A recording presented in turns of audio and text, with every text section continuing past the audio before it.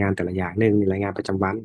เข้ามาเบิ่งประจำวันก่อนเนาะประจำวันเราสามารถเลือกเดือนเลือกเวลาอย่างต่างๆได้สมมติว่าเราเลือกเดือนแปดนี่นะก็สามารถติ๊กเลือกรายการนี้ได้เลยเนาะมันจะมีรายการ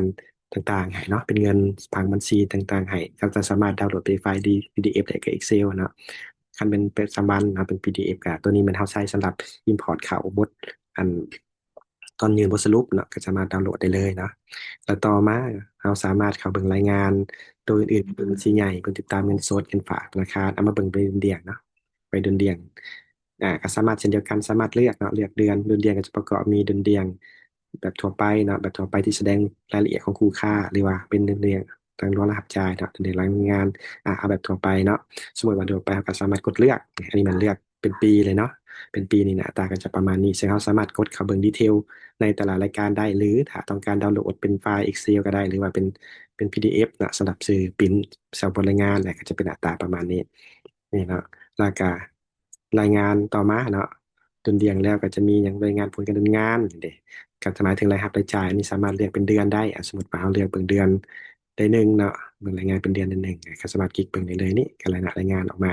สามารถคลิกเบิ่งดีเทลเนาะดีเทลว่ามีอย่างแน่สมมติว่านี่ขายอย่างก็สามารถติ๊กเบิ่งบนรายงาน อ่าอื่นๆนะได้เกี่ยวของหรือต้องการสปรินต์เฉพาะรายงานก็สามารถเข้าตัวเลือกนี้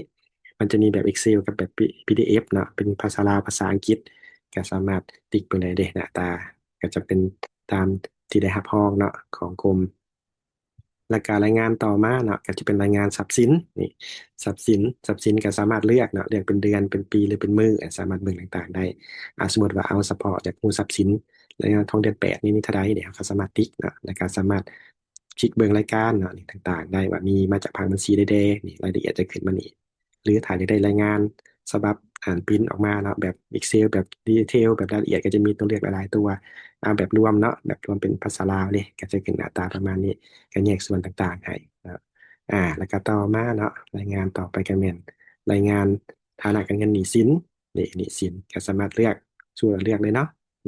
เลือกรายการในการกดเลือกเลยก็จะมีกลุ่มต่างๆให้อันนี่เนี่ยสินก็จะมีรายการที่เขาขอมีไพ่แดงลูกเจ้าหนี้ยังแน่ก็สามารถขึ้นในการตัวนี้ได้เนาะหรือว่าสามารถปริ้นเป็น Excel ก็ได้นะแบบแยกละเอียดแบบกลุ่มสามารถเข้าไปลองดาวน์โหลดได้เบิ่งเนาะต่างๆอันนี้มันตามส่งรายงานโอเคแต่ต่อมาก็จะมีรายงานหลายๆตัวอีกเนาะที่สามารถส่งได้คือยอดขายในบทอธิบายซ้อนท้ายหรือว่าคิดไล่กำไรขาดทุนจากแลกเปลี่ยนสมมติว่ามึงกำไรขาดทุนจากแลกเปลี่ยนท้ายสมัยถ้าสมมติว่า ประจำเดือนซะของเดือนแปดนี่มีบอเงินตราต่างประเทศนี่มีมีคืนนี้เขาสามารถ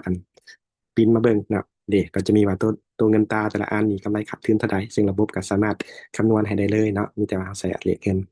ประมาณนี้ก่อนเนาะเจอรายงานอื่นๆเดี๋ยวเราลงรายละเอียดกันภายหลัง